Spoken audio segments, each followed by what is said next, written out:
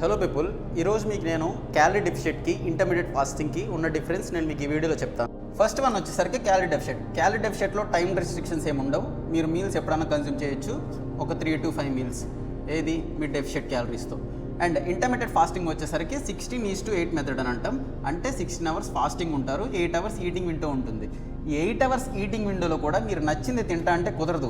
ఇక్కడ కూడా మీ calorie deficit ఎంతైతే ఉంటుందో అన్ని క్యాలరీసే కన్జ్యూమ్ చేయాలి. ఇంటర్మీడియట్ ఫాస్టింగ్ అనేది ఒక డైటింగ్ స్టైల్ మాత్రమే. మెయిన్ థింగ్ వచ్చేసరికి క్యాలరీ డెఫిషియట్. మీరు క్యాలరీ డెఫిషియట్లో లేకుండా ఇంటర్మీడియట్ ఫాస్టింగ్ చేసినా, వారియర్ డైట్ చేసినా, ఎక్సెట్రా ఎటువంటి డైట్ ప్లాన్స్ చేసినా క్యాలరీ డెఫిషియట్లో లేకుండా చేస్తే మీరు వెయిట్ లాస్ కానీ ఫ్యాట్ లాస్ కానీ అవ్వదు. మీకు ఒక పాయింట్ చెప్తాను, ఇది వెటకారంగా ఉండొచ్చు. ఇప్పుడు ఒక ఎగ్ తీసుకుందాం, దానిలో 70 క్యాలరీస్ ఉంటాయి. అది మీరు మార్నింగ్ తిన్నా, ఆఫ్టర్నూన్ తిన్నా, ఈవినింగ్ తిన్నా లేదా నైట్ తిన్నా అవే 70 క్యాలరీస్ వస్తాయి. అర్థమవుతుందా? టైంని బట్టి క్యాలరీస్ ఏం తగ్గవు.